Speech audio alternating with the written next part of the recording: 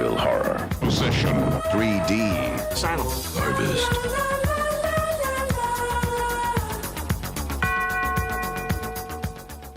Strange Eons Radio presents the Amityville Horror Picture Show. This is our very first Amityville Horror Picture Show as a Zoom episode. And Michael DaBronzo, I'm so happy that you have decided to be a guinea pig for this. If this doesn't work, then we will blame it on you. Let me get into my spiel first. That's Eric. I'm Kelly, and we are your hosts on this bizarre, strange journey of the Amityville film franchise, of which there are nearly 60 entries as of this recording. There are so many because the Amityville murders of 1974 are public fact, and there is no copyright on the name of Amityville.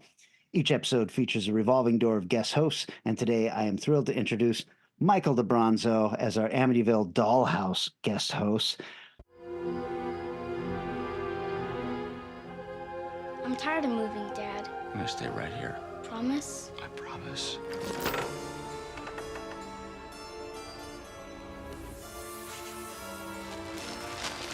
Wow. Look at this neat box. Hey, that's your fireplace. Did your dad build a house on this burnt down lot? Yeah, he did. Get with the program, boy. You're trying to really scare me, Dad. And kill him, Jim. For some reason, I felt right at home in this house. This house gives me the creeps.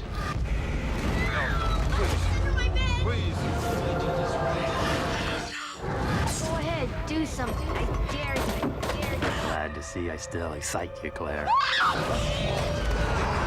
I've seen this place in my dreams. I've seen it too.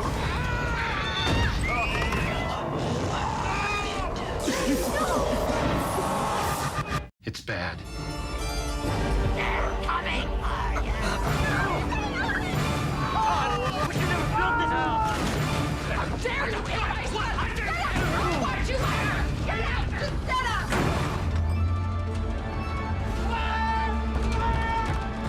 What are these things? We don't want to know. I just don't know how good you've got it, do you? I would die to have a family like yours.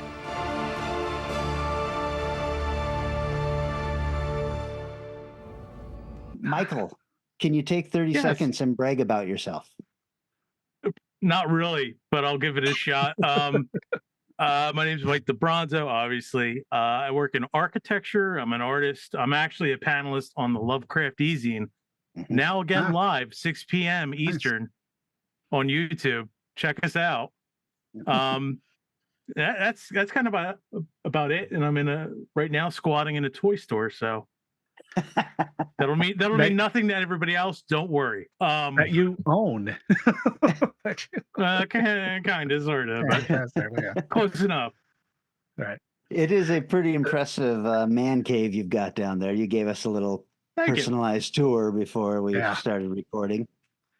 I want motion sickness, probably. A quick note about DaBronzo. Long-term time listeners of Strange Eons will know that he continually tried to challenge me with really shitty films, but his taste in shitty films is actually pretty good. So thank you for the recommendations. I pretty much enjoyed all of them. My pleasure. And we repaid him back by making him watch an Amityville movie. Oh, sorry. But hey, it's. Oh, I'm sorry. Go ahead. First of all, I like calling you DaBronzo. Is that okay? Yeah, absolutely. Okay. It's better than dickhead. Is that an option? Hopefully not. Okay. DaBronzo, you're over there on the East Coast. You're in Jersey? Yes. Yeah, New Jersey. Lovely. I have to know, and you're about our age. I have to know your Amityville origin story. What was your feelings on this growing up, being so close to when it was going on?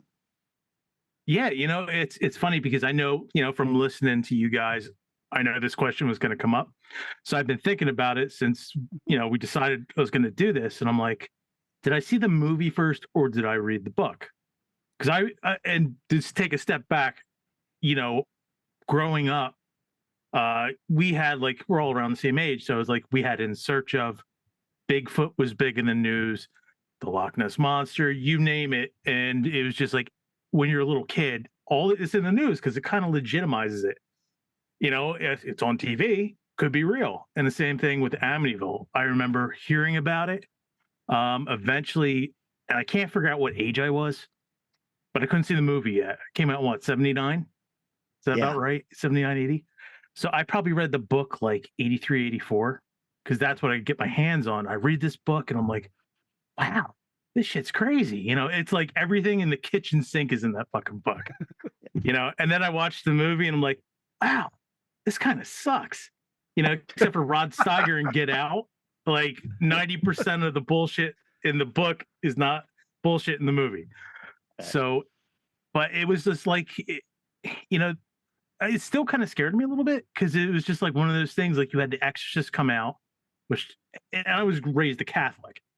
So there's that little bit in the back of your head, you know, you've had drilled in your head, and like The Exorcist scared the shit out of me. And even though like the movie for Amityville was, you know, like the Get Out part really got to me.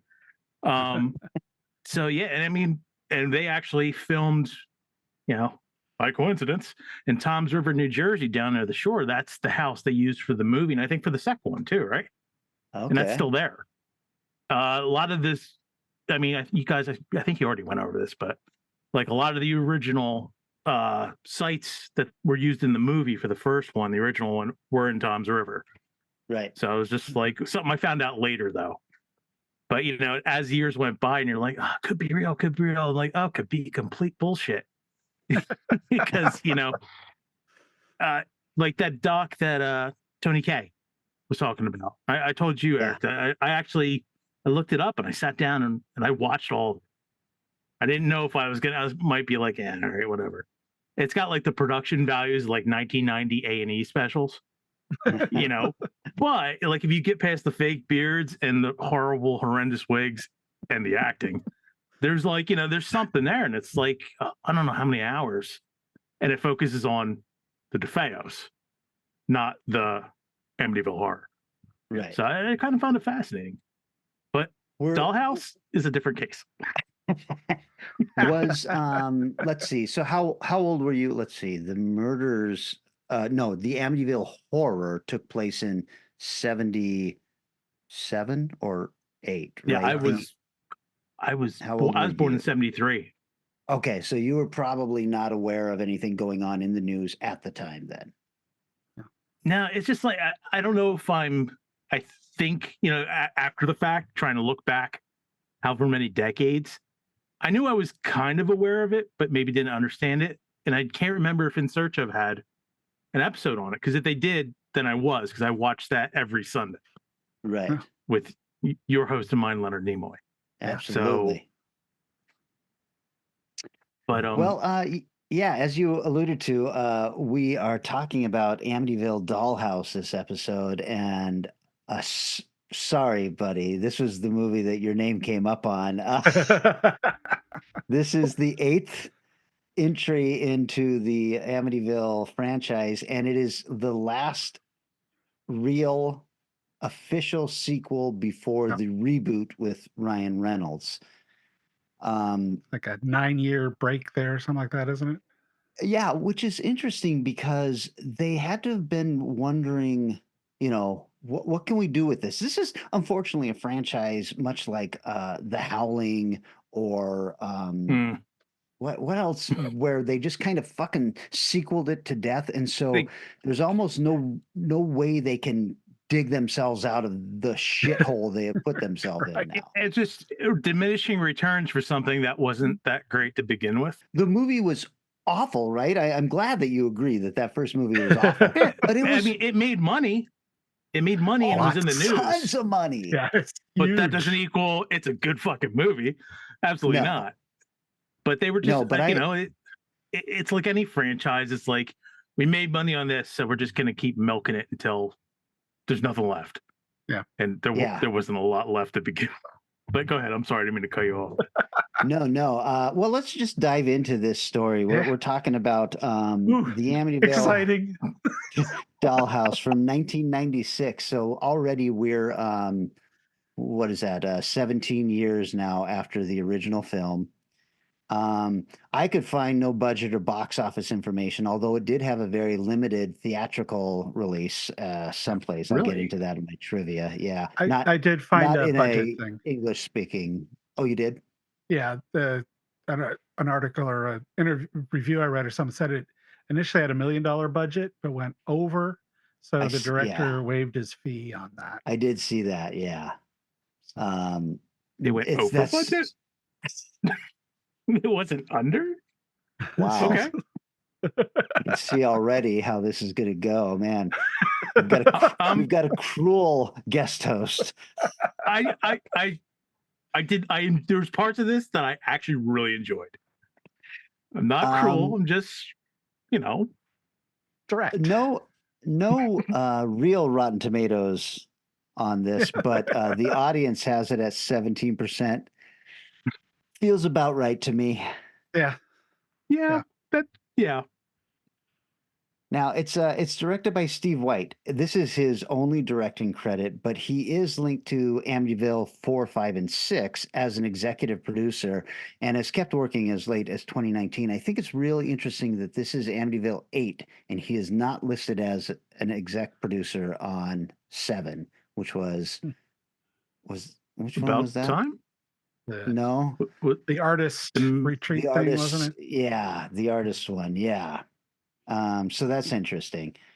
It was written by Joshua Michael Stern, who has 11 credits, mostly TV stuff, including 20 episodes of Graves, which I've never heard of, but it must have some money. No. It's got Nick Nolte as an ex-US president who's trying to do stuff. Have you heard of this movie or this series? No, never heard The of same way you did. I was looking through the guy's credits. I'm like, that looks weird. When did this come out? Listen, DaBronzo, I ask the questions here, okay? Oh, I'm sorry. I just want to say before we go any further, when there's no room left in hell, another Amityville movie appears on Earth. Yeah. I just wanted to throw that out there. It was 2016 for that TV show Graves. Okay. Yeah. Okay. We hadn't gone through the hell that we have all been going through for the last several years. That's right. This stars Robin Thomas, who has 139 credits. Very familiar character actor. Although, if you were to ask me what else I knew him from, no idea. It's just one. He's that guy, right?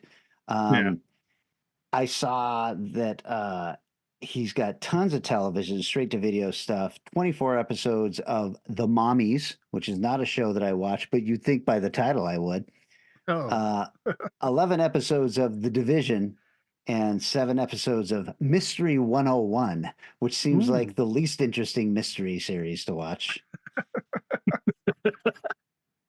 It also stars, ironically, Andreef, who has 30 credits, including Ghoulies 2, The Terror Within, Scanner Cop, Club Vampire, and she has grown up. I don't want to say she's grown up. That was mean. She is now a Canadian TV producer. She's the wife in this. I think that she saw which way the wind was blowing and was just like, look, if I'm going to continue showing up in movies like Scanner Cop and Club Vampire, maybe I should become a producer instead. It also stars Alan Cutler. Yeah. 27 credits, mostly TV, 8 episodes of The Division, 2 episodes of Justified. He is the teenage son. Rachel Duncan, who has 21 credits, including Rumpelstiltskin and What Women Want. She's the little girl. And Jared Lennon, who has 71 credits, including Highway to Hell, Servants of Twilight. She's all that. And he is that very odd-looking little kid, the youngest son, who's a weirdo. Yeah, he kind of looks like the love child of Mo Howard. Yes, a very bad haircut and needs to get a little more sleep. I should just say this: if you haven't watched Amityville Dollhouse and you feel like you will, you might want to stop this because we're going to talk all about it and spoil the shit out of it here. Yep. Oh yeah. So I don't know about you guys. I watched this film 4 times in preparation for this. DeBronzo, you and I have sent some text back. I know that you've watched it a couple of times and have copious notes. Eric, how many times did you watch this movie? This one, considering what I got going on right now, I watched it one time. Oh, you fucking pussy. I got lots of notes. You know how much fucking movies I've watched in the last 2 weeks? I do. A lot I more do. than you. I can guarantee you that. Eric's getting ready for Crypticon, and so he's doing the film festival there and has been stuck watching films that are much better than Amityville Dollhouse. Not all of them, Come but on there now. are some. But yeah, about 100 movies over the last 3 weeks. That's it. Jeez, come on now, toughen up, damn it. This could have All been right, 101 or an end 102. I'm just going to start going through the things that I liked about this, and both of you just kind of chime in when you've got something to say. Sure. Okay, so right off the bat, the credits I thought were pretty fucking cool because they wind through the dollhouse, which is a pretty cool dollhouse. Yes. As far as props go for the last few movies we've watched, you know, we had a confessional and a lamp. A lamp. And now this house, pretty damn cool. And used well, overall, conceptually. They did set it, like you guys have mentioned this before, they set a theme, you know, kind of like the Friday the 13th series where it's like, you know, they're using objects that are associated with the house rather, you know, because they blew up the house in what, 3? Once we get into About Time, all of that stuff kind of is out the window because we know that this no longer it no longer adheres to the physics of the real world. We're now in Amityville. Yeah. So then we meet this new mixed family that's coming to this house that the dad has built. It's the father, Bill, and his son, Todd, and a mother, Claire, and her weirdo son, Jimmy. I guess it's his daughter, but it's tough to say at the beginning because Todd, his son, says something about Claire being cool, but Jimmy being a weirdo. And I was just super confused with all of this stuff. But yes, it turns out she's the dad's daughter. And very early on, the two sons from different families should be getting along fantastic because they're both fucking assholes. Yes. And it does harken back to earlier Amityville's with the family driving up to the house to start the movie out as opposed to buying the lamp at a garage sale or something like that. Garage sale with the house in the background. By the way, you guys, I'm drinking. You'll be happy to know I'm drinking less so far than I was when I watched this movie the last time. Yeah, sure. Unfortunately, I watched this sober both times. So we've got some pretty standard stereotypes with this family. Todd is the older jock son. The Jimmy kid is like the goth weirdo son who's fucking creepy and gonna grow up to be a serial killer, but he has arachnophobia. And then the daughter, who's kind of like the only person you like in this movie. And Eric, I don't want to be creepy about anything, but did you notice that this little girl looks like your wife would have looked at that age? Did you get any of that? I can see where you're coming with that. Yeah, I did not. I was just can see where you're coming with that. Did Dina somehow show up in this movie at 9 years old? I thought maybe in the 90s. In all fairness, would she really tell you if she did? I don't know what you're talking about, in the 90s, honey. she was in her 20s, so no. Oh, all right. Well, she looks just like her. She's posted pictures on Facebook of her as a child, and I was like, this is this little girl. Right, that one picture of her in the bar when she's like 6 or 7 fits this well. Wait a second, in the bar? What's going on with this family? There is some pretty fucking heavy-handed dialogue between Todd and Bill about Todd's mom. So Bill is the dad, Todd is the older son, and apparently the mom has fucked off. And she doesn't call, she doesn't do anything, but there's this weird kind of undercurrent of if you live in America, you know how weird it is for the dad to get custody of the kids. So the mom has got to be a real fucking piece of work. I was just gonna say, Bill's about as vanilla sitcom Viagra salesman as you get. Like, one of the things I wrote was like, he has a future in commercials, but obviously he had more than Yeah. that. I see that. You know what? Bill is given a nice save the cat moment. Unfortunately, the cat is the ex-wife because he's defending the ex-wife to his oldest son for some reason and saying, no, she's just busy. That's the reason she hasn't called and all that. And I just thought it was a really interesting kind of approach to this character. Yeah. This is all just very, very basic. The writer is trying to put some kind of character development into this. It doesn't quite work, but I appreciated it. I was like, somebody was thinking of something. She could have been dead, right? Yeah. That would have been the easy layup Yeah. because it doesn't really factor in to much of the movie other than in this kind of way that you're describing. This one scene is literally the Yeah. only way it happens. Although there is a phone call at some point to the girl. Yeah. And she talks to the mom and then hangs up before the son can talk to her. And I guess it's just to give him a little bit of angst, an angsty scene so he can act. Yeah. I don't know. Anyways. Yeah. So then we go and we meet the oldest son's girlfriend, I guess, which makes me wonder what's actually going on here. What is the setup for this fucking thing? Did they build a new home right in the neighborhood they already lived in? Why does the kid have a girlfriend at this neighborhood already?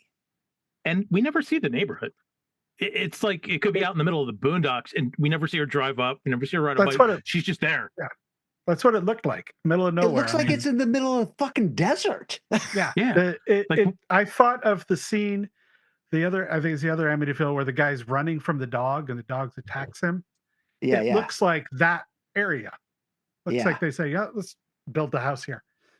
We'll just use this again. We already know Eric, it. that was Amityville. It's about time. I would like you to show a little respect to these films if we're gonna. No, I'm good.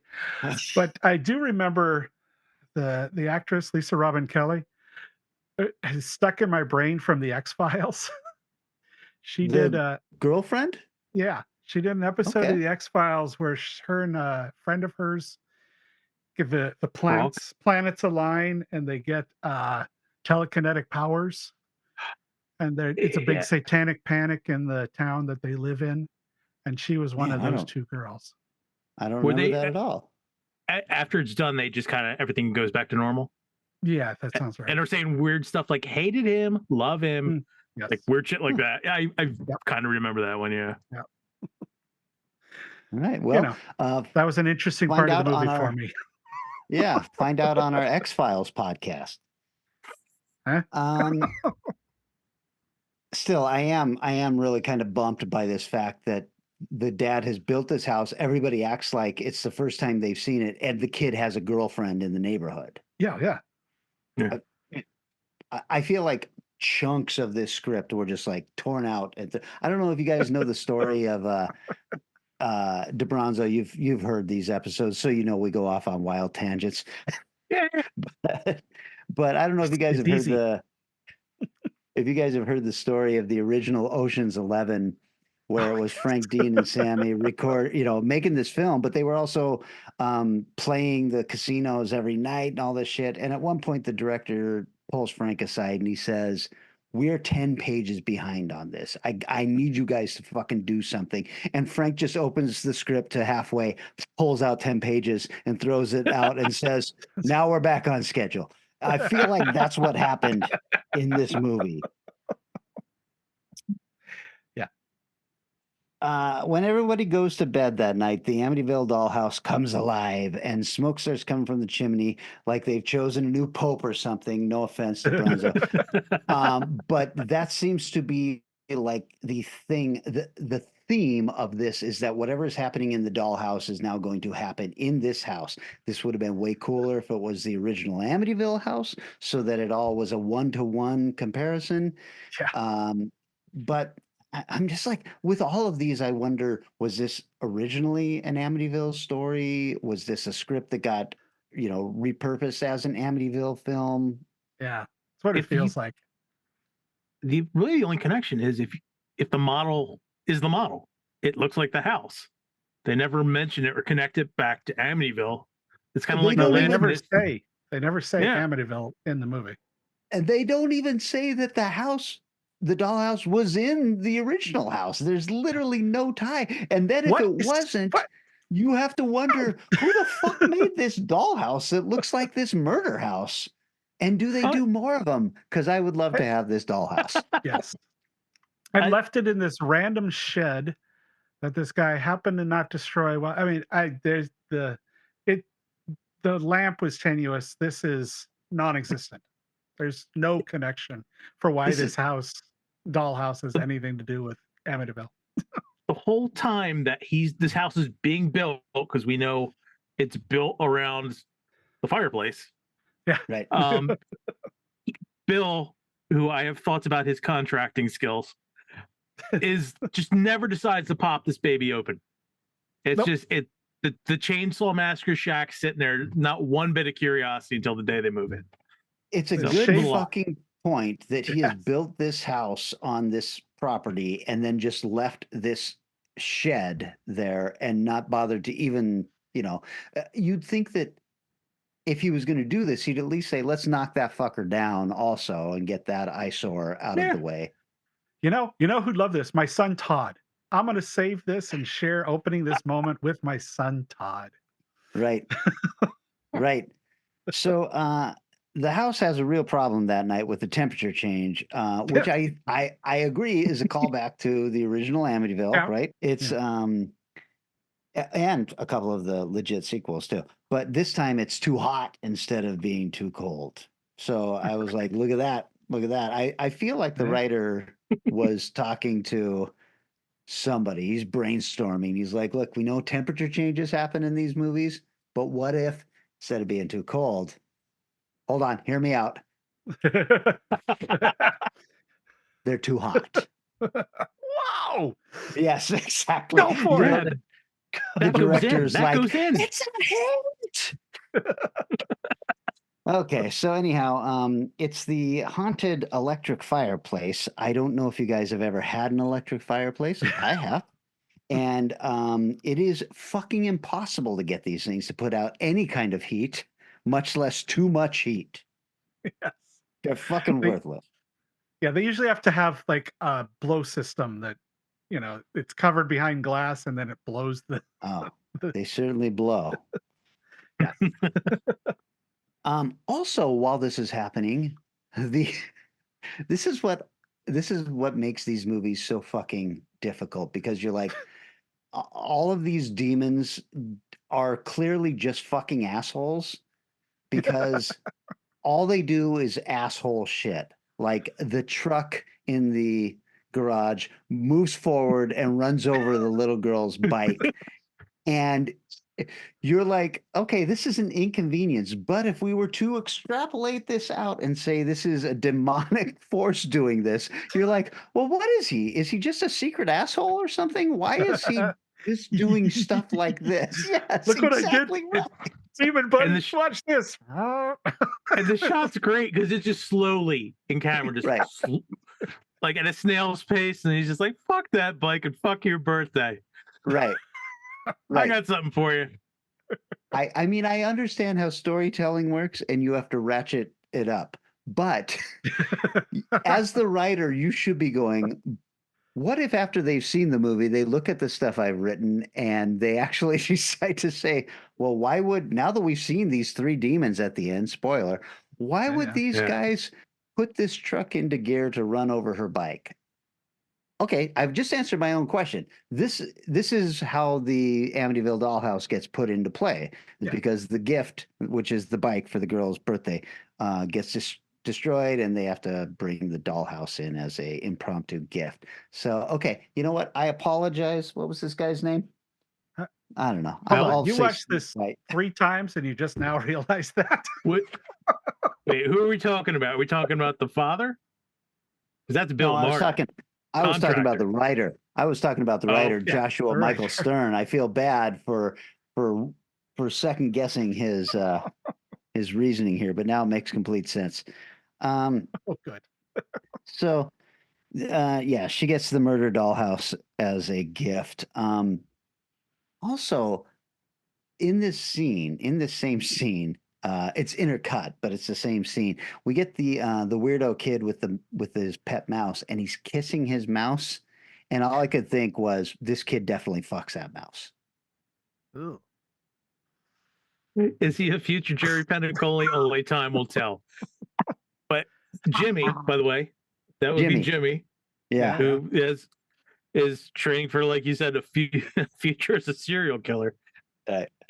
I just looked at, like, when he has the mouse in the maze. I'm like, okay, this is Jigsaw's origin story. He's just working it out with his one day, you son of a bitches. That's mouse right. And he is killed. We're going to find out that mouse was a real asshole at some point, and he deserved all of this. But at this point, all we know is that Jimmy is definitely stroking that mouse and his cock at the same time. I wrote a note. Jimmy is not winning any personality contest. Getting laid is not in his adult future. No, that was my thought at a certain point in this movie. Yeah. No, I don't know if you guys looked up his IMDb page, and I feel horrible, Jarrett Lennon. But he grew up to look just like the adult you think that kid would grow up to look like, and it's unfortunate. He's done a lot of acting, though, but yeah. Listen, he's got a career. I'm not saying anything like that, but here's the thing: the girl's birthday party starts, and the new aunt and uncle show up on a motorcycle. And we're going to find out they are into some weird occult shit. Now, you know that they are into orgies. They're into everything once we start figuring out what's going on with them. And I'm kind of into it because she's kind of hot and he is weird. Yeah. He's one of the more interesting actors in the movie, too. And he's not saying, we're talking degrees here. But in the franchise, Eric.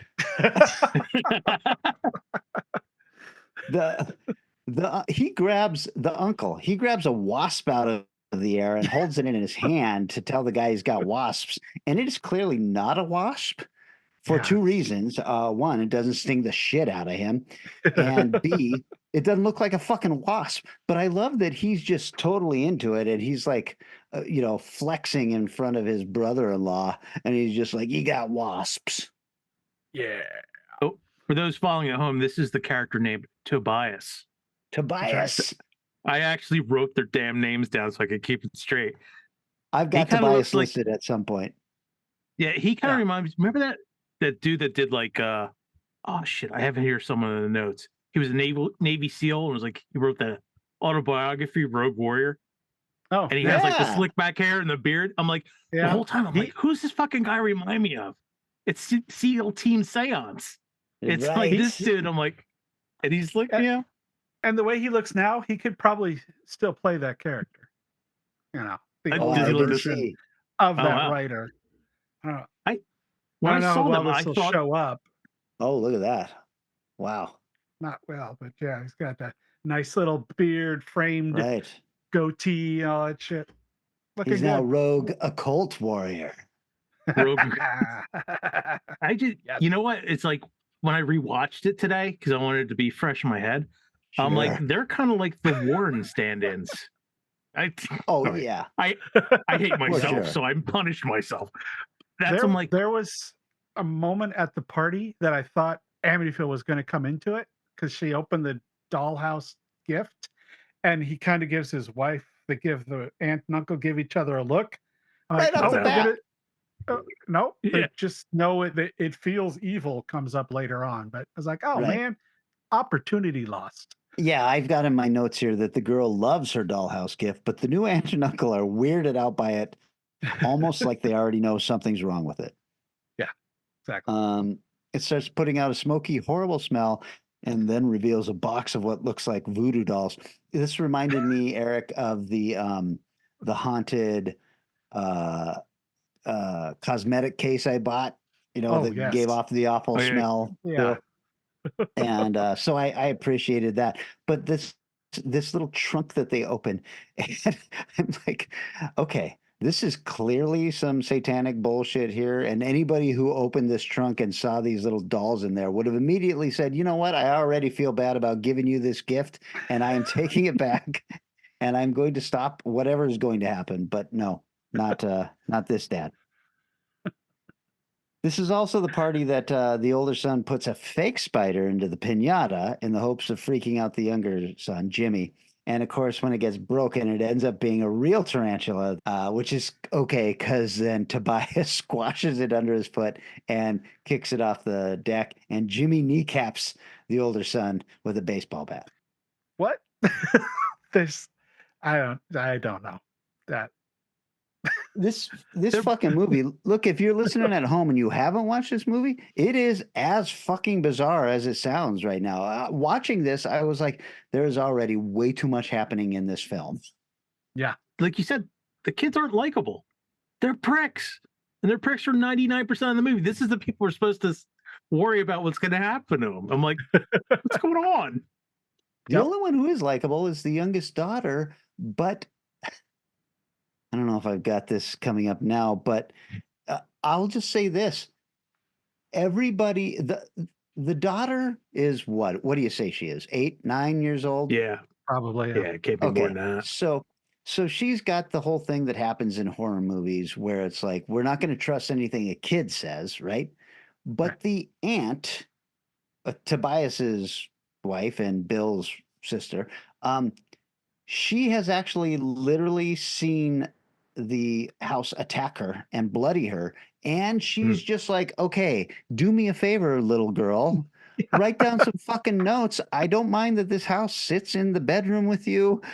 Just take some notes on this fucking thing. And I'm totally fine with all of this happening. You think she could talk to her brother and say, hey, there's some really serious shit going on here. Yeah. No, not Maybe at all. put this back in the shed. Right. You know. Am I going to be fine, Auntie? Like, you'll be good. It'll be. Just write this down on the pen and it'll all be all right. That's right. Right. Make sure you write this down because if you die, I still need a record of what's happening in this. So, so the daughter has gotten sick from breathing in the fumes of whatever is going on in the Amityville Dollhouse. And this movie has some, I write down here, this movie has some ideas, but they are really, really dumb ideas. Yeah. So I would have to agree with that. The aunt and the uncle now, they come back to their occult bookshop, and that's when you're just like, oh, all right. Nice. These people are into some freaky shit. I could hang with these people.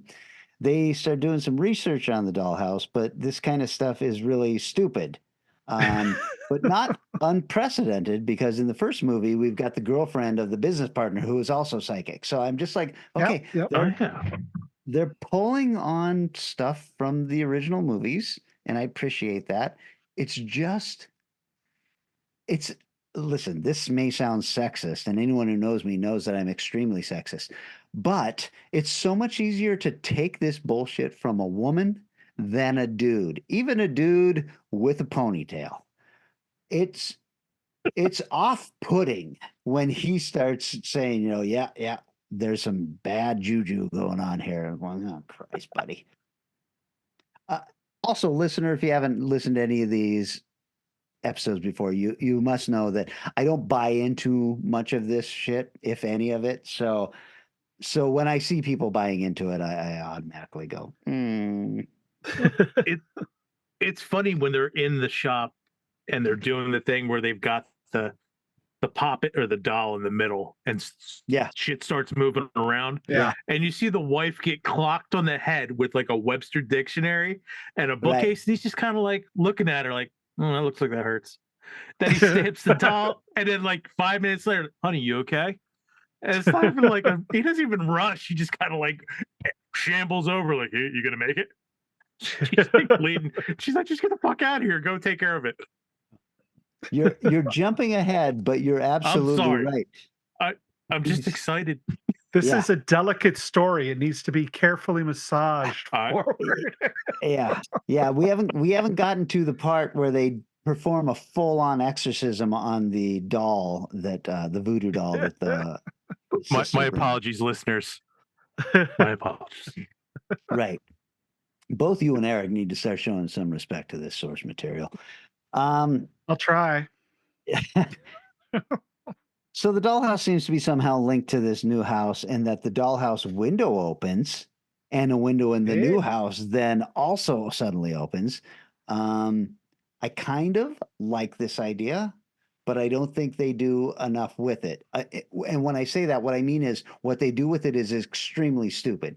The dad is yelling at the daughter about something, and she sees the dollhouse window fly open, and then the window next to the dad flies open, and suddenly all these leaves are coming in. But I don't know about you guys. We all looked at the same fucking house. They live in a desert. There's no trees anywhere for these leaves to start blowing in from. True. So It's literally a dirt lot. Yeah. it is a sand lot. I mean, they're surrounded by a desert. Where are the neighbors? I don't think there are names. Maybe they just The girlfriend she- of the son is in this. All right, I think let's she hear it. just squats in the woods. Honestly, I don't think she has a home because she gives a story later. Not because I'm jumping ahead again, and she's like, "Oh, my parents don't give a shit about me." Yeah, she's in the woods. Yeah. And she's stalked Jimmy or whatever his name is. It's like, yeah, I'll be Todd. over later. Todd. Yeah, Todd. Give him respect. You know what? I'm going to say this about you, DaBronzo. We've texted back and forth on various things. I know you're a Marvel Comics kid from the 80s, and what you're doing right now is called no prize work. You're trying to explain a fucked up situation that the writers didn't care enough about to explain, and I'm not going to let you get away with it. So how are we going to talk about the rest of the movie then if we can't do that? Well, let's just start with this. The youngest daughter, or the daughter, is seeing that the house is starting to do stuff and seems to be totally fine with it. In fact, when everything happens, like it shocks her or something magical literally happens, the fireplace bursts into flame somehow in this dollhouse. You'd think that anybody would be like, well, I don't know what would have burned in this dollhouse fireplace, but it's working. She's just like, she goes and sits on her bed and she's like, rule number 1, don't do this with this dollhouse. I'm like, fucking throw a blanket over the dollhouse or anything so that you don't have to deal with the dollhouse. They all do it though. I don't want to jump ahead, but they all no sell any weird shit that happens. You're just kind of like, oh, absolutely. Yeah. It's just like this. It can't be happening. Yeah. You know, it's just like it's completely normal. That's a really good point. That is something that doesn't happen in the Amityville horror. The shit that happens, they all kind of acknowledge that it happens, and we understand that they don't have anywhere to go if they leave this house. That's the whole idea. Is that's what makes the original so shocking, is that they left after 29 days and left all of their worldly belongings in this house and everything. In this one, and this is part of my problem with this film. There's things happening to every single member of this family. Not one of them talks to each other about any of this stuff. And so there's no cohesiveness to this film. Yeah. The only time they come close to doing that is when mom and dad go on a date and they're out at a dinner and they go, oh, I haven't felt this normal in a long time. This is nice. I remember why we love each other. Right. Apologies to Joshua Michael Stern. I don't want to tell you how to write your scripts, and clearly you got a movie made and 10 others. But okay, so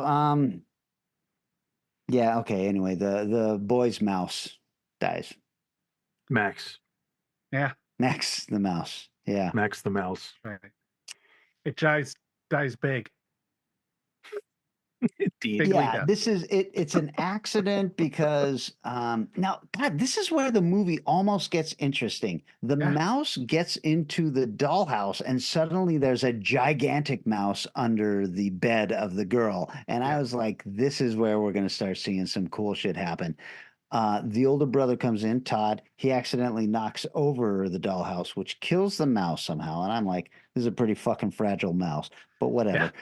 And that kills the gigantic mouse under the bed and dissolves it, I guess. But Yeah. Just disappears. for a minute, I was like, man, if we could have got a gigantic mouse scene under the bed, that would have been pretty fucking great. What we did get was like a big long rubber tail. And Yeah. I would have been totally fine with seeing the rest of the big long rubber mouse under there. Yeah. But I was just like, okay, now we're getting into something. Something goes into the dollhouse and a bigger version of it goes, this would have made that tarantula really fucking scary at some point. Yeah. I get that they don't Yeah. have the budget of that and all that. And it's kind of like Jody the pig when he looks underneath. Oh, The good two point. red Oh, eyes, yeah. Good It's just- point. Mhm. two bike Um, reflectors. But yeah, it was kind of like Jody. Right. Christmas slice. But what this does do is Jimmy, who's distraught over losing his only friend, Max the mouse, he goes back to his room, and that's when we are introduced to Jimmy's dead father.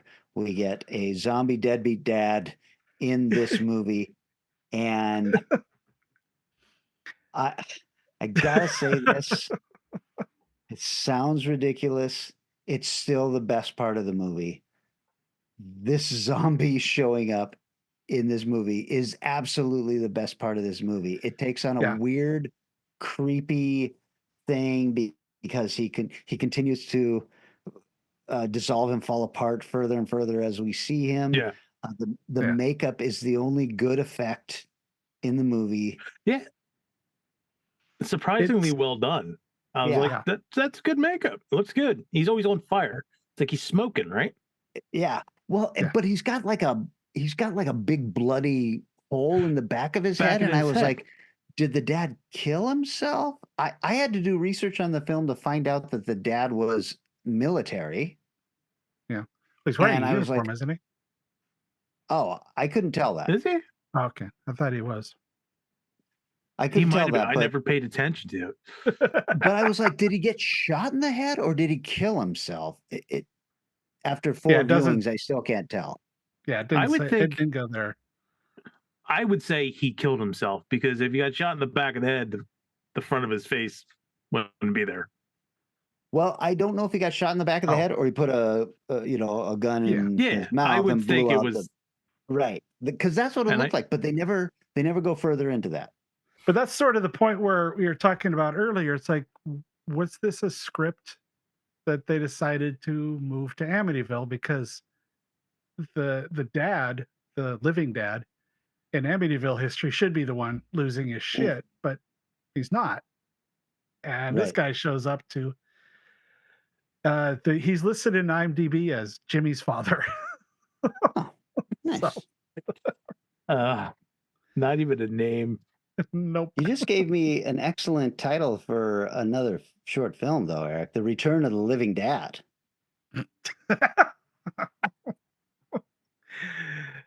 Yeah. You could put that Um, together from clips from this movie. Sure. Sure. I have to just say though that this feels almost more like it could have been a House sequel Yeah. instead of an Amityville sequel, Yeah. because all of those movies Yeah. they don't tie into each other either. But the dad has like one-liners and weird jokes and stuff, and I was like, now all of a sudden there's this weird kind of humorous line going through the story, and I don't know, I was like, sitting up and finally paying attention to the film again, so I appreciated it. Yeah, the movie takes a while for you to get something where you're like, okay, like you said, you have my attention. Like the first half hour, kind of like, all right, yeah. But then he kind of shows up, and he just like the best thing is like Jimmy doesn't sell that his dead smoking zombie dad has magically appeared and is talking to him. He's like, Dad, what are Yeah. you doing here? I've missed you. Doesn't creep him out at all. I'm like, Nope. Okay. I see a theme running through this, and I guess these people are used to this shit. But like, yeah, Yeah. like you said, there's like he just, as the movie progresses, he gets like more jokes and does crazier shit, like the thumbs up when he's digging the grave for Bill outside. He just kind of does one of these up to the window. I'm like, all right, that's Well, good. It's also one of the coolest parts of the film because I thought this had to all be in the kid's head. And then, you know, as Yeah. we get into the third act, we find out that everybody has to deal with zombie deadbeat dad. Okay, so here's my notes here. We have to assume that the Amityville Dollhouse has made this guy appear, the dad, right? And by the way, he's got a big bloody hole in the back of his head. So I assume he's blown his brains out. But when you start thinking about how every item from this Amityville house is so much stronger than anything in the original Amityville house, it all starts to fall apart. Why is the dollhouse able to bring back the dead father? What is the tie to the dead father and this house? And the dead wasp. Nope. And the Dead wasp, yeah. There's no there's no like rules. It's just okay, we'll do this. Right. Like you know, it's just kind of, this will look good, and he just kind of appears. Is it I couldn't figure out, is it the house feeding on the kid and creating a version of his dad, or is it really the spirit of his dad that's splitting hairs? But I'm like, well, which one is it? Yeah. So that's already a better idea and would have been easily conveyed if we could have seen something else, like the kid's fear of spiders created the spider. That would have been interesting. We could have kind of played on that, and we could have centered this around Jimmy, but we don't do that at all. No. There's some good, there could have been some really good ideas in here, like fleshed out, and just, I don't know. It's just it kind of plays flat. Yeah, I guess is what I want to say. It goes back to it. Why is this an Amityville film? There's a lot in here. Yeah. I think the house sequel's a great idea. It would have been really good in that universe. Well, it would have been really good. It would have been much better. Right. It would make more sense. Definitely. Yeah. Right. It's interesting you said that there were no rules, DaBronzo, because there are some films where there are no rules and it's totally fine. Yeah. Hellraiser, the rules are just kind of fucking out the window and you just go along with it because it's so stylistic and it all just kind of winds up the way you think it should. But this director isn't strong enough or something. I'm so curious about why this is his only directing. Like, it feels like he had to take this. It's like, oh shit, I've produced this and I don't have a fucking director, so I guess I'm directing this. Yeah. I agree with what you said. It's just like some things, the ambiguity. Oh god, I murdered that. But being ambiguous is not a bad thing if it works in the movie. Yeah. I don't need everything spelled out for me if it's catching my attention and it makes sense and services the story. This is just let's throw this over here and this over that and let's see what happens. And yeah, I mean, we're comparing apples and oranges here. So right. And as I said to you in a text earlier, we have put way more thought into this than anybody involved in this film has. Oh yeah, true. I So believe so. Although I will say this, and I know that I'm always looking for symbolism and shit like this. Zombie Dad makes some threatening remarks about Bill and how he's going to kill him and all that stuff, and then decides to fuck off in the kid's closet. And I was just like, I would have loved to have seen some kind of gay subtext or something with him always being in the closet there. And I was just like, this is right here for all of us to figure out, and nobody did anything. I even had a note in here. It's like, it's okay if your dad comes out of the closet, kid. So it's not just me. No. You guys, we get to my favorite scene of the movie, which of course is the sex scene. there It's you the go. parents fucking in the bedroom, and all of a sudden, for no reason, the wife starts having some kind of sexual fantasy about her stepson. Um, I love that they have gone this way with the film. I don't know why I love weird sex, but I do. And uh, this is so stupid. It's uncomfortable in all the wrong reasons. Like Yes. if Yeah. if she could have like been envisioning that she was actually holding onto the sun in a scene or something, but no, Yeah. she's looking at a photo of him on the desk, and the photo keeps changing. At one point, he's doing this in the photo. Yeah, that was great. Fucking hang 10. What? This is my favorite part of this I mean, movie. I actually started laughing my Absolutely. balls off and rewound it. Yeah. First run around, I'm like, what the fuck did I just say? Yeah, it is so fucking bizarre. Now, it is not unprecedented. We've seen some weird incestuous stuff in Amityville, so I'm totally fine with that. And this is not even that bad. It's a stepmother, and listen, if you guys get onto Pornhub, you're gonna find that is a very popular search right now. Not that I would know, Yeah, you know. but it's just so funny. The thing is, they go. Listen, I don't want to tell Joshua. I don't want to tell Joshua Michael Stern Michael how to write Stern, his movie. But if you're gonna put a scene like this in your movie, you can't have her so disgusted by it that she stops having sex. If you want to put something uncomfortable like this in here, she has to climax thinking about Yeah. the I thought she stepson. did. No. Didn't Bill? Oh, I thought Bill 'Cause said, she "What did I do scratches right?" him. No, I thought he said, "What did I do wrong?" Oh, I probably heard it wrong then. I thought it was the other way around. Well, I thought maybe he said I'm right wrong. too. I think he said. I thought he said right too. Like he'd been surprised at her Oh, reaction. okay. It- Well, you know what? That's on me then. I Yeah. wanted it to be a little grosser. I wanted to be made uncomfortable by this, and I wasn't. I Right. was just Yeah. like, oh God, this is so silly that it's hard to feel grossed out by it. I was saying also has the problem of they keep going to this well Yeah. of her Mm. looking at him and thinking about him, even to the point where she's like, "Ooh, look at that sexy basketball roll on the bathroom floor." Right. And I was like, "This is too much." All the interesting shit you guys did, like the mouse, go further with that one.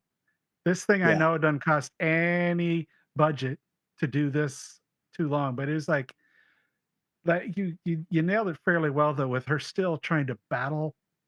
Is she really being taken over and being attracted to him? Because then she shouldn't give a shit about being attracted to him. Right. Or, it's just it yeah. It didn't it was too much. And not Well, it was enough not at the same enough. time. Yeah. Exactly. Too much is Amityville 2, where the sister gets naked and we find out they're fucking. That is Yeah. so uncomfortable. Yeah. This is laughable the way it's shot. And it's just, it's Steve White is not a very good director. I mean, that's the real reason he's got one directing credit. The question isn't why didn't he direct more? It's why did he direct this? We need to find out why he was stuck directing this, because that's clearly not what he wanted to do. I wonder, did they do it for the laughs, or was it supposed to be taken seriously when she's looking at the picture? It had to be for the That laughs, Hang right? 10, that Hang Yeah. 10 picture has to be for the laughs. I Yes. missed it the first time. When I watched it today, I'm like, oh fuck, he's got this going on. Yes. And for anybody at home that hasn't seen this, it's like it's not like a picture like of him in, I don't know, graduating high school or anything like that. He's shirtless on a beach or some shit like that. And for the first 3 times she looks over, because he keeps cutting back and forth, it's just like he's got this big stupid smile. This chest is Right. pumped out, and he's getting closer, has a big shit-eating grin. It just goes from all that to it looks like, I don't know what the fuck he described that. Like the eyes are rolled back, and it's just so weird. Creepy. And I'm like, this is ridiculous. If I choices were were going to made. write this, I would say the problem is this kid, he actually looks like a teenager kid. You know, Yeah. if this movie was made right now, this actor would have a ridiculous six-pack and all that stuff. But I would have made that picture a lot more uncomfortable in that it goes down and he's got those weird fucking V muscles that Brad Pitt has, the fuck muscles right above your dick. You know, I don't have those. No man I know has those, but I do understand that they exist if you work out a lot. But I would have made it so that the kid was somehow sexy in that picture so that you could understand that, yeah, okay, she's getting into this, but it's almost like, is she just into fucking bros? Eh? Yeah, I don't know. Still, my favorite scene in the movie, and I love where they've gone with it. Yeah, so my notes here, that's going to be a recurring theme through the rest of the film is her bumping into the stepson at various moments and checking him out and feeling weird about it. It never goes as far as it should, which should be either her coming on to him and him being horrified, or worse, her coming on to him and him being totally into it. So Yep. because neither of those happens, it's a useless subplot. So instead, the kid's girlfriend shows up. They sneak into the shed to drink and fuck around. But what they find out is a news clipping of the original house that sat in this space. And that house burned down, and the house that the dad is built on the original foundation. I kind of like this idea. You can Yep. get Yeah. away with a lot.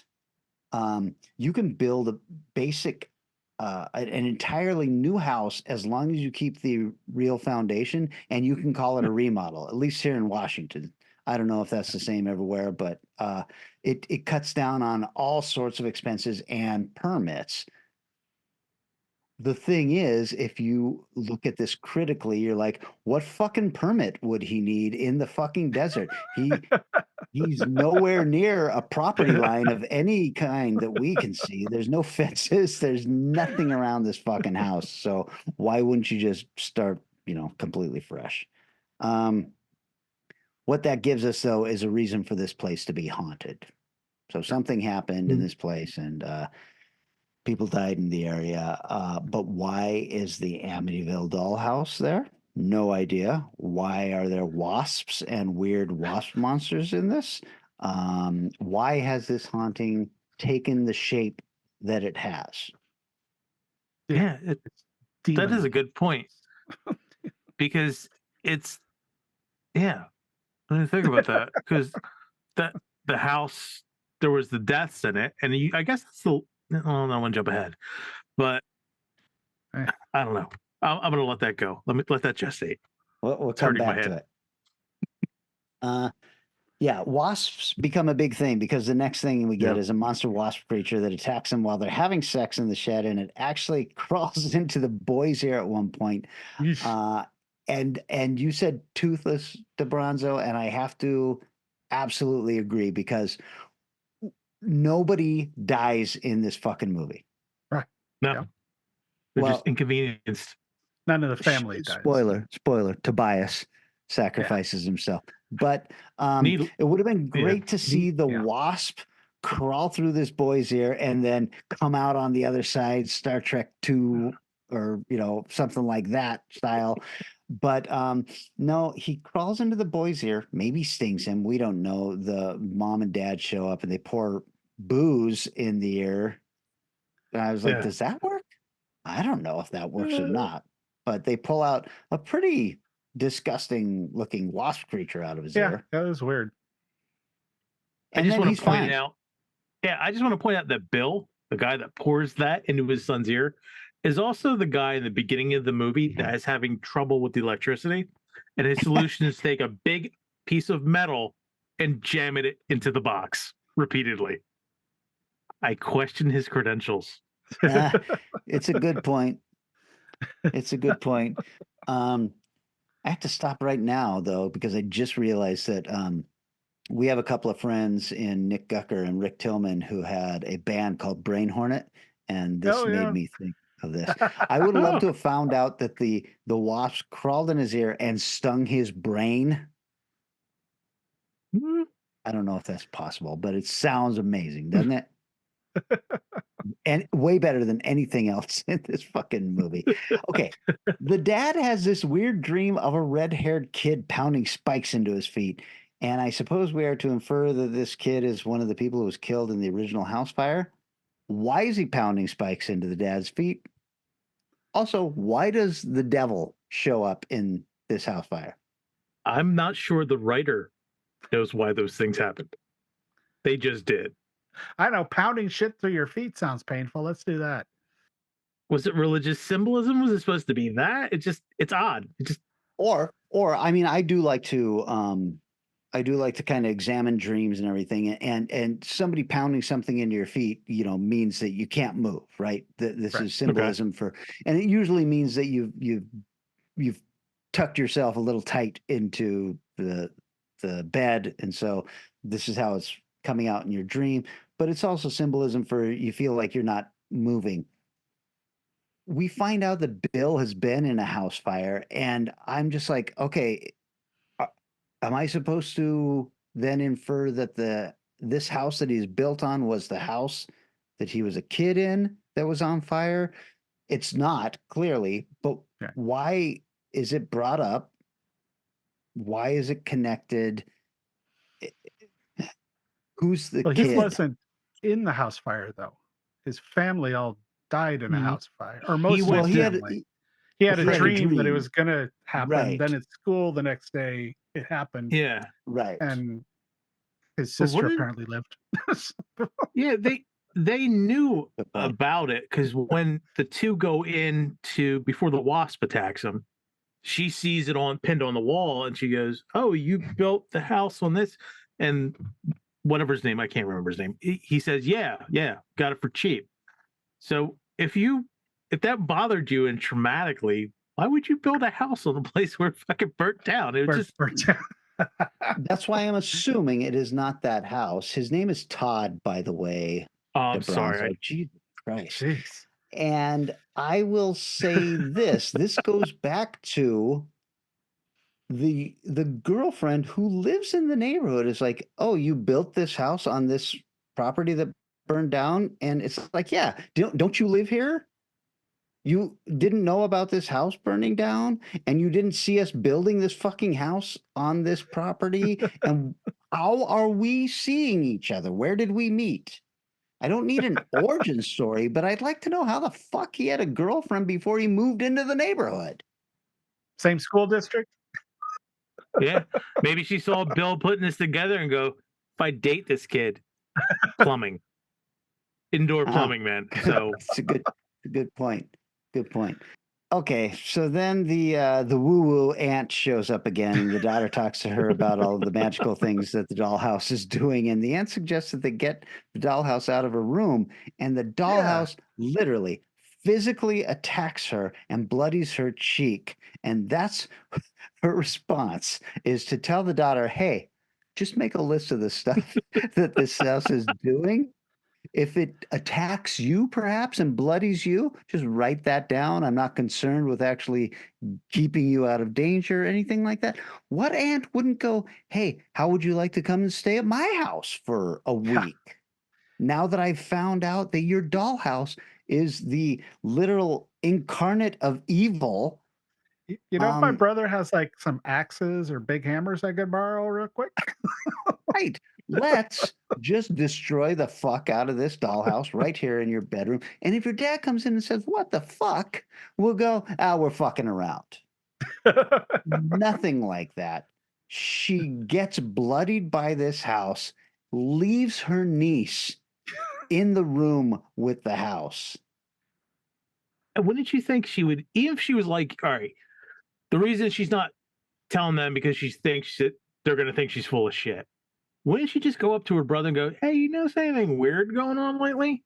Like just anything, just give me a line so it all makes sense, But we don't get that. It's just like you said, just like, you're on your own, kid. Just write it down. Or even just walk out of the room and the brother go, "The hell happened to your face?" And she could go, "Well, I tried to close the dollhouse and it cut me. It fucking cut me." because it is possessed by some kind of evil or something. And then you bring the dad in and you say, oh, if you don't believe me, now you try and move it. And if it cuts him, then we can all just go, okay, are we on the same page that this thing needs to go? Or something. There's nobody acts the way they should in this movie. I understand that's a trope in every horror film, but at least in this franchise, in the Amityville original, they were stuck there. There's just no reason for them all to be going through this shit, especially when we find out they have family who lives in someplace close enough that they could all just go, hey, how about we just crash at their place until we figure this shit out? Yeah. It's just infuriating to me. And I don't want to tell Joshua Michael Stern how to write a script, but you got to think about this stuff. What you gonna do, man? He was Well, out. I'll tell you what the aunt does. She goes back to the bookstore and she's stolen one of the There voodoo you dolls go. from Dollhouse. And here's where we get to DaBronzo's exorcism scene of they're going to exorcise this voodoo doll, which sits up and shit starts happening. I was reminded of the Buffy episode with the actual size demon. Yes. Well, that's funny because finally, after all the stuff that you had talked about, DaBronzo, with the book smacking her in the head and then the entire fucking bookshelf, it was just like one book not enough to keep you down. Well, how about all of our books? But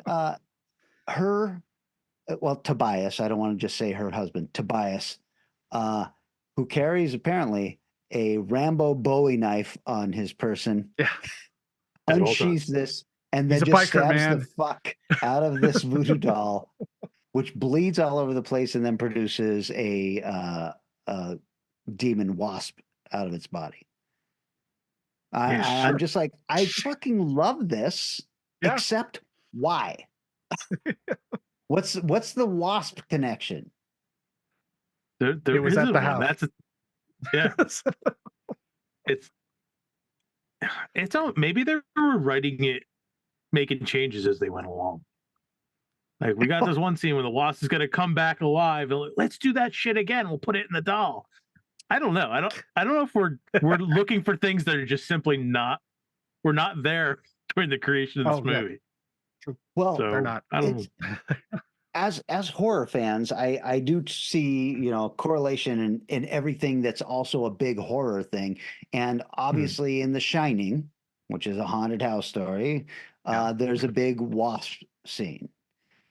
And I wonder if Joshua Michael Stern was a big fan of The Shining and he was just like, I got to have wasps in this.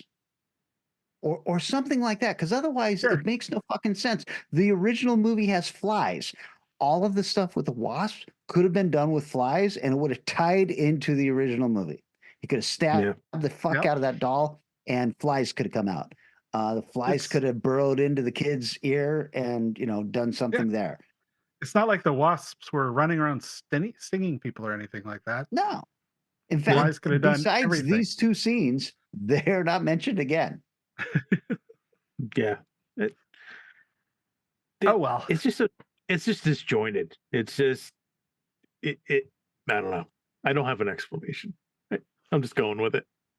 That's okay.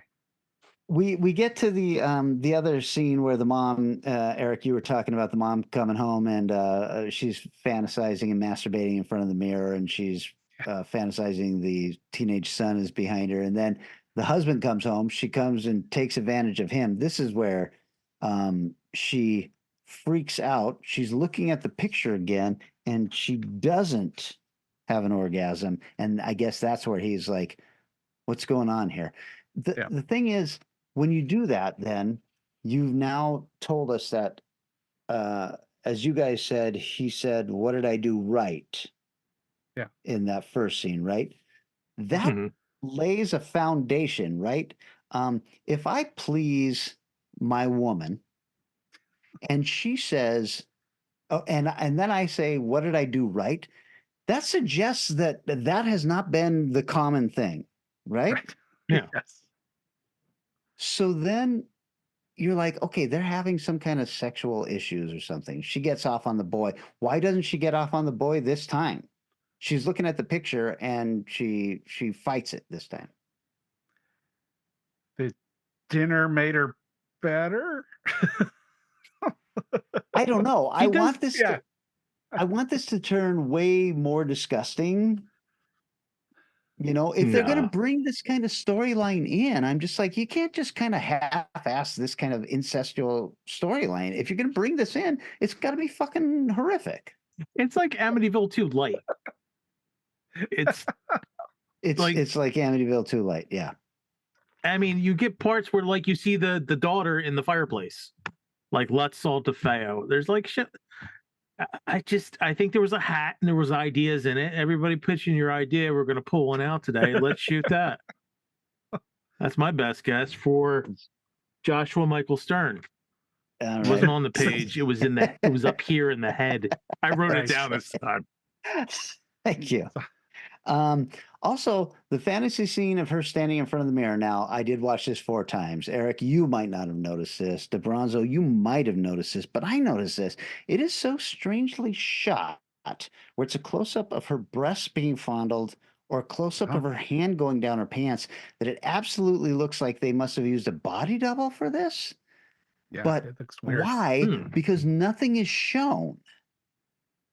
I don't know. Oh, It's so poorly shot. It's really just bad filmmaking. Her hand was so weird when she was Mhm. between on the bra with the boot. I thought it was gonna be like her hand went into her chest or something weird Right, was gonna happen. Cronenberg style, yeah. Yeah, but yeah, that yeah.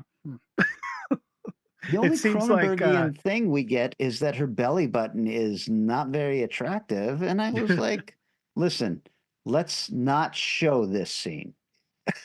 Yeah. It's not flattering to you. She's a very pretty woman. Doesn't do anything for the movie, so Absolutely not. just roll that Yeah. basketball again. Good Lord. How fucking long am I going to talk about this? I'm so tired I of this think you movie can already. skip through some shit, man. it's all valuable in its own way, but Let's go to the welcome mat to hell. The parents are away. The boyfriend sneaks his girlfriend into the house, and Jimmy discovers that his zombie dad is digging the grave in the backyard, presumably for Yeah. Bill. And the zombie dad is probably the stupidest plot line in this movie, but still the best plot line. Yeah. Absolutely. It kept giving me Uh, moments of, ooh, am I going to start to like this as a stupid kind of humorous movie? And then they It's just kind of let it drop. it's totally a house subplot. Yeah. Oh God, yes. Yeah. So it should have been, a house movie. The girlfriend turns on the fireplace and then gets hypnotized by it, and that's when the fireplace attacks. Meanwhile, listen to this, you guys. Todd is, how old do we think the older son is? Is he 17? Is he 18? Is he out of school? Is he 21? I don't think he's 21, right? No, he's because at one point doesn't he say she just got her license? Or he Yeah. did, so he's got to be like 16, 17, I would say. All right. And she's right around that age. She tells him, let's make some booze. And he goes into the kitchen to make what? A vodka soda, Eric? No. A bourbon and 7-Up, DaBronzo? No. All the things No. that you would make when you're a kid because you don't know how to make a drink. What does he make? He makes a fucking margarita. A super blended margarita. He blends the margarita. He rims it. He's Yeah. salting it. I was like, this kid went to bartending school or something. What the fuck is going on? You got nothing to do in the middle of the desert. So you're going to learn how to do your margaritas. This I don't isn't know. this kid's first rodeo. When I was a kid, we mixed vodka and 7-Up or bourbon and 7-Up or every kind of alcohol and 7-Up. But nobody ever once said to me at any of the underage parties I went to, margarita? He's literally Yeah. cut lime wedges and he's rimming the edges of the glass. I'm like, what is going on with this movie? And because the blender is on high, he can't hear that his girlfriend's head is caught on fire. Yeah. Screaming. She's screaming she's screaming at the top of her lungs. He's just Yeah, it's a blender, not a 747 engine. right. Bloody murder in the room next door. And he's just like, what's that? I'll be there in a minute. And then he comes out with the drinks too. That was fantastic. Yeah.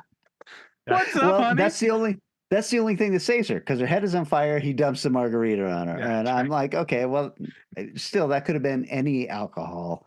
And even though she survives, we do get a pretty brutal burn effect. And I was like, okay, that's good. That's good. There were a lot of good makeup effects in this film. Yeah.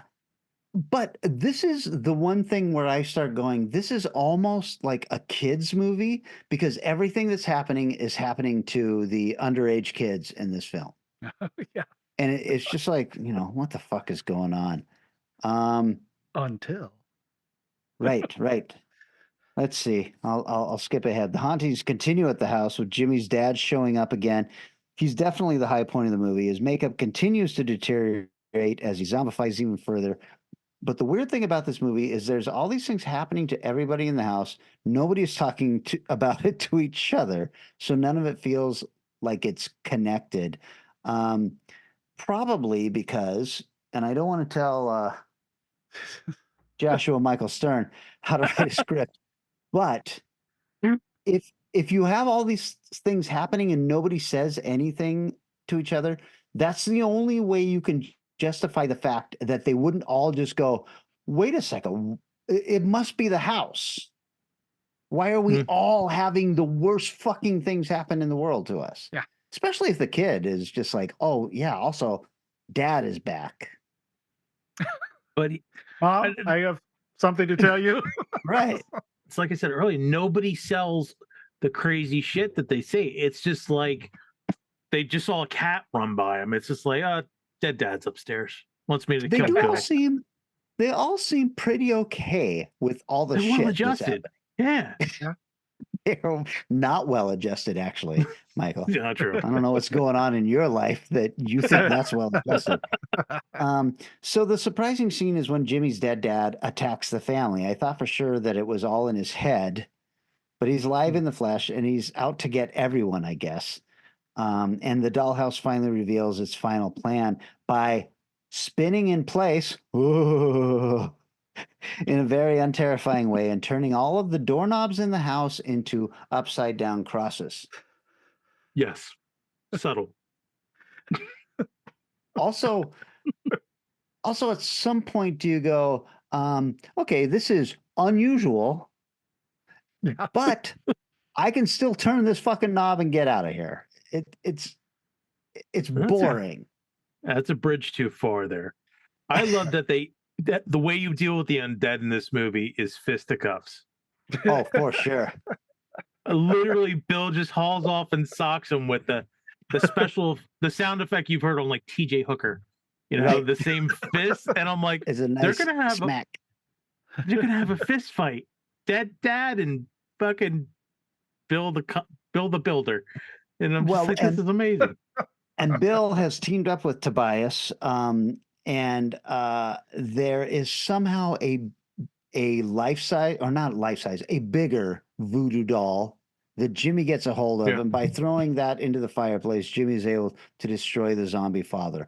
What that doll has to do with the zombie father is never explained, nor do I even want it. At this point, I'm so tired of this movie. I just don't get anything that goes on, and I'm quite frankly offended that Eric, all the scripts that we tried to get funded and they were able to get this. I would have turned any one of the vampire films or werewolf films I had made into an Amityville film if it meant we could have made it. Easy. So the parents, with the help of Tobias, gather up the kids, and we come to find out that the fireplace is some kind of portal into the demon world. You know what it is? I said earlier. You know what it is? It's the welcome mat to hell. Oh, okay. That's I thought you were going to say. actually said in the movie. Yes, I thought you were going to say That is it's true. like a hot tub time machine. Um, Bill goes through. He Anyway. finds himself in the dollhouse, I guess, and we get some laughably bad rubber suit monsters coming after them. Finally, Tobias sacrifices himself so they can escape it. And Bill burns the Amityville Dollhouse, which of course makes the real house explode for some reason. This movie is absolutely bonkers. It makes zero sense. Final notes. Do we like this movie? Well, the end had some wonderful cheesy finishing lines that just went, yeah. there were parts of it I found extremely amusing. Okay. As This a is not what whole, I asked you. would I go back and watch the movie a third time? I'm not quite sure I'm gonna go that route. But for the two times, I got some good laughs, and Yeah. but the horror aspect of it does not. There is a Riff Tracks version. you could Oh, have you watch. watched it? I just No. saw they had that. I was That like, would oh no. that would require us watching it one more time. And Yeah, no. I did have a weird little note about a making of thing. That scene, the 360 scene at the breakfast table, yeah, which Mm. was uncomfortably small looking, that needed a much Right. wider angle. But it was actually, they cut a hole in a table right. and the DP sat in the middle of it and twisted himself up in the wires so much they could only do like 2 takes before they had to tear it all apart. Like, that sounds really cool. I read that before I saw the scene. I'm going, oh, that sounds interesting. Let's watch. Yeah, you Yeah, could it's have a done without that. it's a poor man's version of the scene that happened in every episode of that 70s show while they were getting stoned in the Oh, basement. Yeah. And Yep. it doesn't work nearly as well. I gotta say, this is one of the first films that I would say I'd much rather watch the original Amityville Horror than this movie again. This movie is Yeah. just so boring. Yeah. It's so bland. I can't get into it. But I do have a few bits of trivia here. So yeah, the film had a theatrical release in France, but I couldn't find any box office numbers for it. It was big in France. Okay. That's right. Yes. We were big in Europe, man. Director Steve White explains the movie is not meant to take place on the grounds of the original house in Amityville. The only connection is that the dollhouse replica of the house had presumably been in the home in Amityville at some point and was infested with its evil, though he admits this was not explained in the film itself. Yep. Never even mentioned. Nobody says No. Amityville at any point. No, No. not one goddamn time. According to Steve White, Clayton Murray, who is the zombie dad, remained in character as the undead specter of Jimmy's father whenever he had the makeup on, even when the cameras were not rolling. He would crack various dark jokes around the set, and White compared him to an early version of Deadpool. Can we see that? Yeah. Absolutely. I'd be all in on that. I know, yeah. I mean, I do want to say, prove it. there's a Vinegar Syndrome release of these last 4 Amityville movies. If that's an extra on this one, that could be worth checking out. Not to buy. I disagree. I Not to disagree. He went full Daniel Day-Lewis for Amityville Dollhouse. That's commitment. Yeah. right. So at the very end, we get that weird scene in the dollhouse with the 3 demons, the 3 rubber suited demons there. Yes. And here in the trivia, I found the trio of demons in the climax were made by mixing and matching various pieces of props, costumes, and makeup that Soda FX had already created for earlier projects and still had lying around. Excuse me. Due to the budgetary constraints, the original plan had been to simply use static cardboard cutouts shot in silhouette. Sure. Which I'm trying to figure out which one would have worked better. Well, here's the thing. The end of The Exorcist almost does that with Pazuzu, right? We just Yeah, get that static shot of him and the light coming through and all that. Yeah. And that's way creepier than these goblin thingies we saw kind of coming towards the camera. So, yeah, I think that they made the wrong choice on this. But you had the cool laser fog light in that scene too. You know, the protective barrier. Yeah, that was didn't work amazing. worth the crap.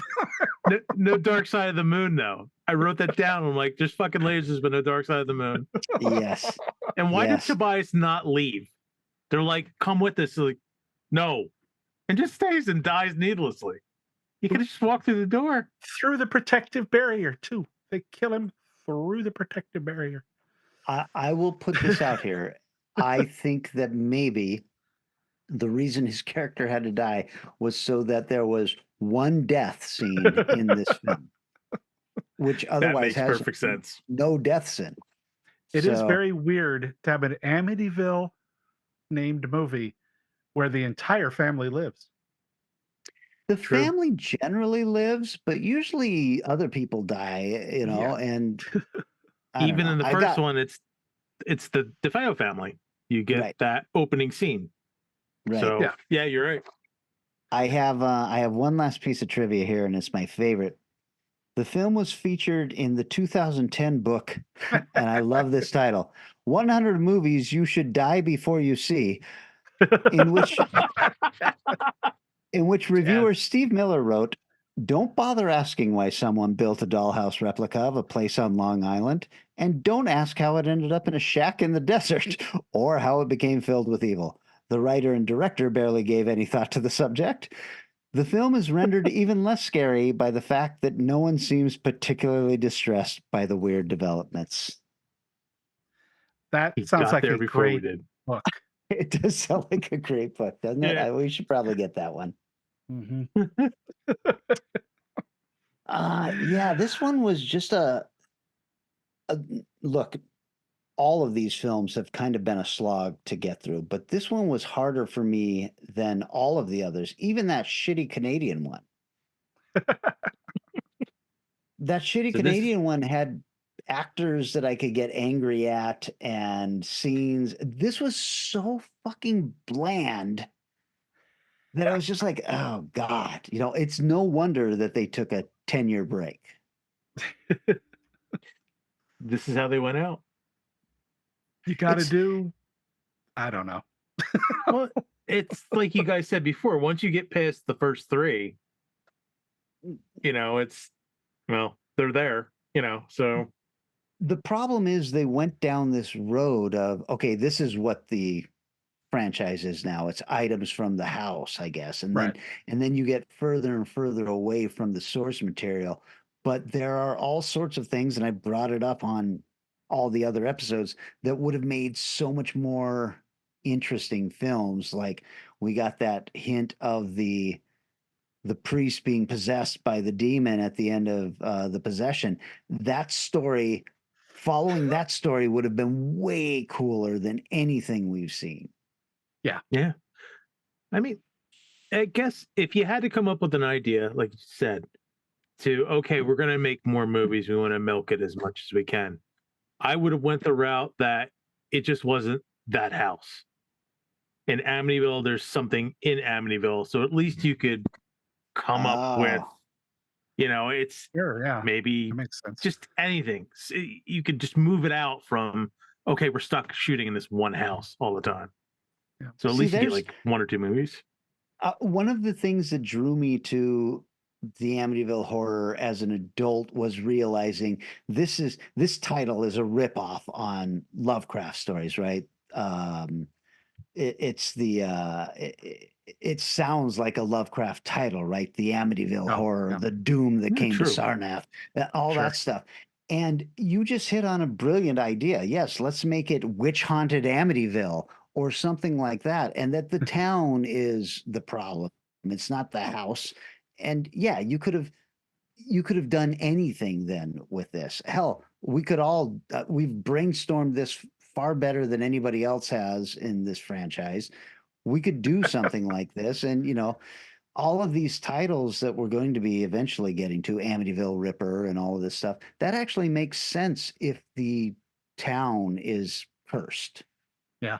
Yeah. Be interesting to see if somebody does that, some version of that, but I have my doubts. Yeah. Yeah.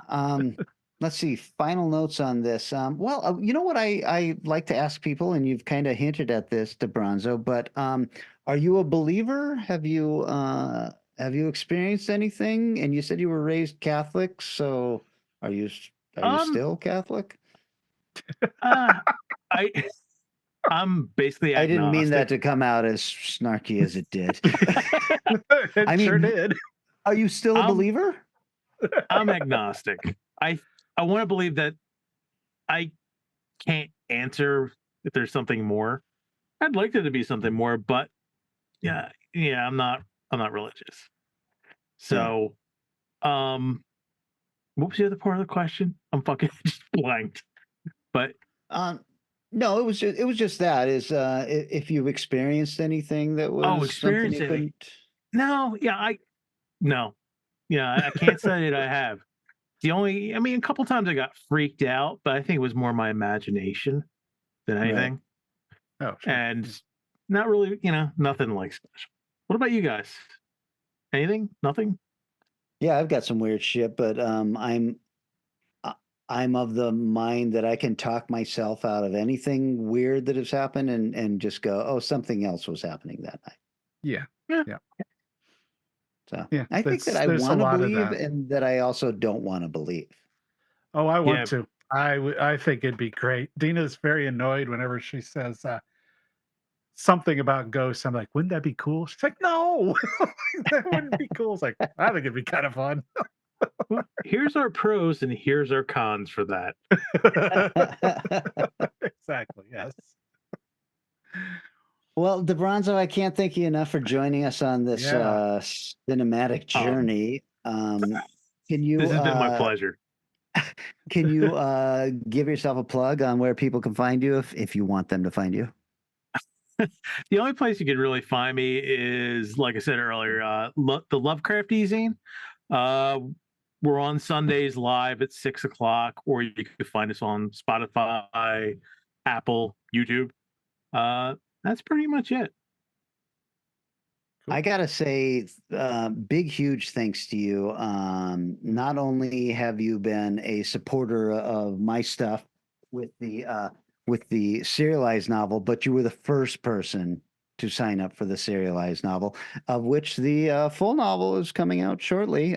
By the time this releases, may already be out. Who knows? Yeah. But I've got a novel called The Secret Language of Spiders coming out, and you can find all sorts of other information about me on writtenbyklyoung.com.